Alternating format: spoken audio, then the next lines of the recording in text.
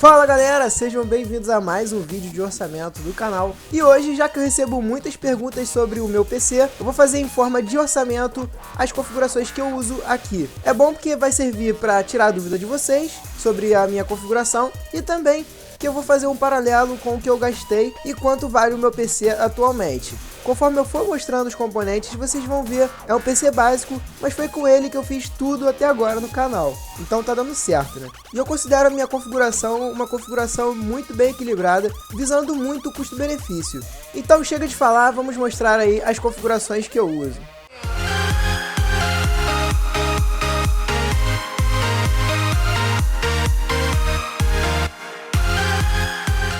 Começando com o processador, que é um AMD FX 6300, processador com bom custo-benefício. Na verdade, antes de ter ele, eu tinha o 4100, só que eu tinha muito problemas com quedas de frames. E aí, como minha placa-mãe já estava preparada para receber um FX 6300, eu comprei um e posso dizer que eu sou bem feliz. Ele faz todo o serviço aí direitinho.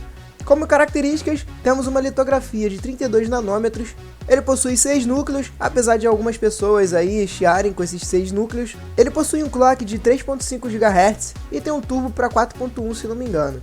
O seu TDP é de 95 watts, o socket é o AM3+, então sua placa-mãe tem que ter o socket AM3+, isso é uma dúvida que eu recebo muito. Tem muita gente que me manda a placa-mãe Intel com processador AMD, olha só, hein.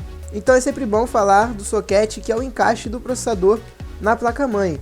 E ele tem 8 MB de cache L3. Lembrando que se você comprar esse processador, ele já vem com o cooler padrão da AMD, que é uma bosta, mas ele vai ser o suficiente aí para uma configuração de entrada. O único problema é que ele faz um barulho chato pra caralho. Na tela vocês também conseguem ver mais especificações com o programinha CPU-Z, que é uma obrigação de estar instalado no PC de vocês, porque aqui você consegue ver todas as características importantes do seu PC. O valor atual dele está em 450, se eu não me engano, na época que eu comprei, eu paguei uns 320 reais, então a diferença foi bem grande, e ainda bem que eu comprei naquela época, né? E aí está o cooler que eu escolhi para refrigerar o meu processador. É o Hyper TX3 Evo. Recentemente aí eu fiz um videozinho mostrando como inverter a posição desse cooler. Na imagem dá para reparar que ele tem 3 heat pipes, que são esses tubinhos aí em forma de cobre. O calor do processador sobe nesses heat pipes, chegam até ali a parte onde fica o cooler, onde é dissipado naquelas canaletas de alumínio. É um CPU cooler de entrada, mas que tem um ótimo custo-benefício. Eu recomendo muito o uso de um CPU cooler, principalmente para os processadores da linha FX da AMD, porque eles têm esse problema de ruído. Eu me incomodava bastante porque eu usava o computador em cima da minha mesa, ao meu lado, e quando, por exemplo, eu colocava um jogo que necessitava um pouquinho mais de carga de processamento, o cooler aumentava a rotação e o barulho ficava muito chato. E por isso eu escolhi esse CPU cooler. Na época, se eu não me engano, eu paguei 80 reais mesmo, e o preço dele não mudou. Acho que eu peguei uma promoçãozinha aí na internet. A placa-mãe que eu uso é uma Asus M5A78LM LXBR, uma placa-mãe de entrada para processadores da AMD. Ela só vai suportar processadores até 95 watts, então você não vai poder colocar aí um FX 8350, mas você consegue colocar o 8320E. Ela tem o chipset mais básico, que é o 760G, formato ATX, que é aqueles padrões menorzinhos que cabem em qualquer gabinete mais básico. Socket é o M3+, como eu já havia falado aí nos processadores, tem que ser igual a placa-mãe e o processador. Ela suporta memórias DDR3 até 1866 MHz, e esse foi o diferencial por ter eu escolhido essa placa-mãe. Apesar de não ser um diferencial que vai mudar tanta coisa, mas isso em conjunto com a marca, eu sou muito fã da Asus, eu sempre usei placa-mãe da Asus e nunca tive problema. Então por isso que eu escolhi essa placa-mãe. Ela tem 2 slots aí para memória, você pode colocar aí 16 GB, né, 2 pentes de 8 GB. O restante das configurações são mais básicas possíveis. Inclusive, cara, a Asus colocou uma porta paralela e um serial nessa placa-mãe, eu não entendi o porquê. Seria muito mais jogo colocar um DVI aí no lugar dessas duas. Mas mesmo assim, é uma placa-mãe que tem um custo-benefício bom. Na época eu gastei 160 reais nela, hoje em dia ela tá 240. E agora vamos para a memória. Memória é uma parte que eu sei que a galera vai ter um pouquinho de decepção. Na época eu tava com pouco dinheiro, como se eu tivesse agora, né? E por isso eu comprei uma Kingston dessas sem dissipador, galera. Eu sei que eu mesmo recomendo memórias com dissipador, que ficam com uma temperatura mais legal, mas a minha é uma Kingston basicona aí, DDR3, com clock de 1600 MHz, inclusive ela é de perfil baixo, então é uma das memórias mais básicas que eu encontrei. Eu só uso um pente de 4 GB atualmente. Em alguns jogos eu sinto mais travadas, mas como eu não estou jogando muito, então não há necessidade de eu aumentar essa quantidade de memória agora. Na época, se eu não me engano, eu paguei uns R$115 nessa memória. Atualmente ela é vendida por 160, isso no preço mais barato e em boleto bancário. Galera, eu tenho um SSDzinho da Kingston de 120 GB e na verdade esse daqui não é nenhuma necessidade no PC. Quem quiser pode tirar essa parte e fazer a configuração ficar um pouquinho mais barata. Mas eu comprei porque eu tive a oportunidade de pagar muito barato nesse SSD e deu um up muito legal no meu computador, principalmente na parte de inicialização do sistema operacional e também a abertura de alguns programas que estão instalados no SSD. Isso é bem legal para quem edita, porque você consegue um pouquinho mais de rapidez na hora de importar os arquivos para o programa. Ele é o SSD mais básico aí da Kingston, se eu não me engano é um dos mais baratos também no mercado.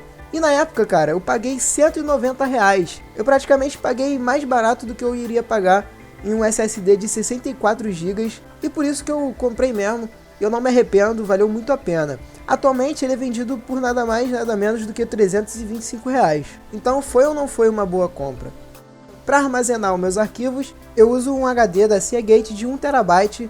É aquele básico mesmo que vocês estão acostumados aí em todos os orçamentos. Eu tenho ele para armazenar os meus arquivos de mídia. Alguns jogos maiores eu coloquei no HD, porque senão ia sobrecarregar o SSD, então ele foi necessário para mim. E aqui a gente tem a maior diferença de preço. Eu paguei R$150 nesse HD, aqui no Rio é muito mais barato, e eu perguntei e a loja me garantiu que não é um HD recondicionado. E não me pergunte como é que eles conseguem esse preço, porque eu encontrei o preço dele aí nos e-shops por R$265. Então é uma grande diferença de preço.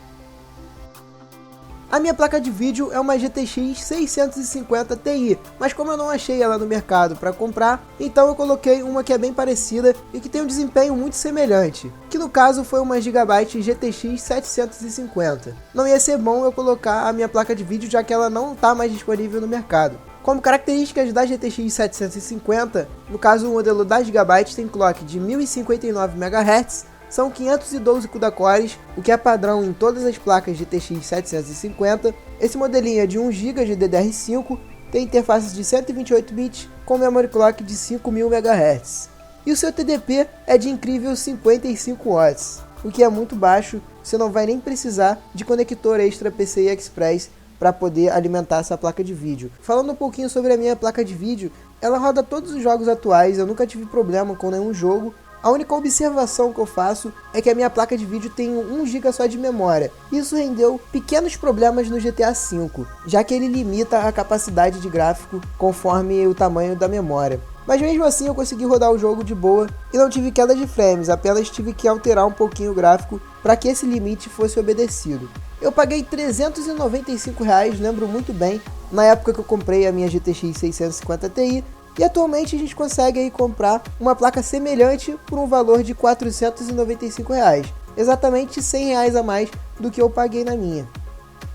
A fonte da minha configuração é uma Corsair CX430, uma fonte que é muito boa. Antes de tê-la, eu admito, eu tinha uma Wise Case de 500 watts, reais, como muita gente aí fala, é um termo que nem existe mais. E desistam desse termo aí de fonte real, porque isso não existe. Mas vamos deixar o passado de lado, né? Bom, galera, é uma fonte que tem extrema qualidade, tem selo 80 Plus, e um dos principais motivos por eu ter investido um dinheiro na fonte foi o tamanho do cabo. Eu lembro muito bem, eu comprei um gabinete Thermaltake V3 Black e fui passando componente por componente do meu gabinete antigo pro Thermaltake V3 Black. Quando eu terminei de colocar praticamente tudo e fui colocar a fonte, eu tive uma surpresa. Os cabos da fonte eram muito curtos e não deu para mim fazer a montagem, então eu tive que usar o gabinete com a tampa aberta e a fonte ficava apoiada no topo. Eu acho que eu nunca contei isso aqui no canal, mas é uma coisa que acontece. Eu era muito novilhão aí no mundo do hardware e isso serviu até de aprendizado para mim. E hoje em dia eu não recomendo fontes de má qualidade. Eu não sabia o quanto eu me beneficiava de uma fonte de boa qualidade. Muitos não sabem, mas uma fonte de boa qualidade, ela vai economizar até na energia que você gasta com o computador ligado. E no final das contas, vai ser muito mais jogo você investir na fonte do que você comprar uma porcaria de fonte e ela não ter eficiência nenhuma e a energia sendo desperdiçada à toa. Mas enfim, eu recomendo muito a Corsair 430 watts para quem quer montar um computador de entrada. Eu acho que ela encaixa muito bem no orçamento, você consegue encontrar ela por R$200, na época, se eu não me engano, eu gastei R$150 nela. Chegamos aí ao último componente desse orçamento que mostrou aí para vocês quais configurações eu uso atualmente. O gabinete é um Cougar Archon.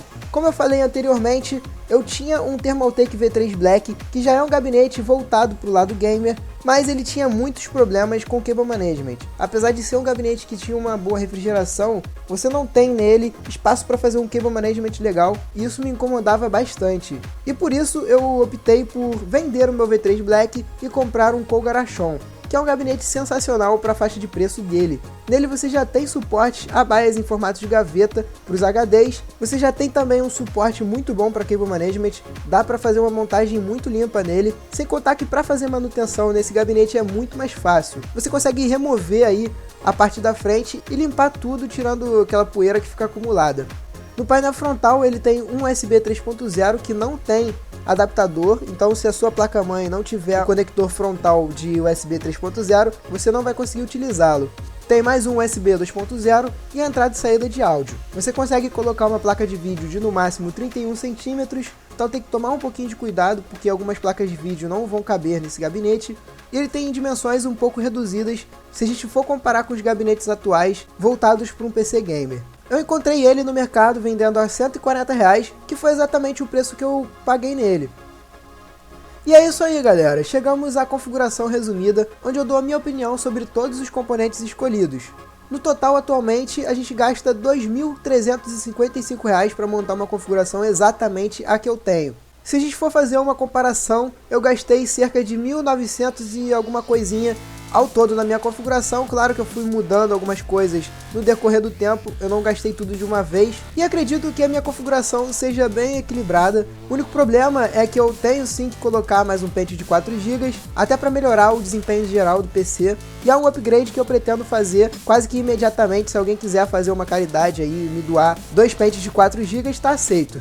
De resto, galera, a minha configuração ela vai suprir toda a necessidade de quem não liga muito para gráfico, já que a minha placa de vídeo já não tem uma capacidade gráfica tão boa assim para os jogos atuais, mas mesmo assim você consegue um ótimo desempenho, só reduzir um pouquinho dos gráficos e você consegue rodar aí na faixa de uns 60 frames por segundo os jogos atuais. E se você quiser diminuir o valor, basta você tirar o SSD, e também uma outra parada que não é necessidade é você também tirar o CPU Cooler. Só aí você já vai economizar R$400. Então galera, esse foi mais um vídeo de orçamento aqui do canal. Eu peço para vocês deixarem as suas sugestões aqui embaixo nos comentários. Não se esquece de valorizar o canal e clicar no like para poder ajudar. Um abraço a todos vocês, 50k é logo ali, tamo junto e fui!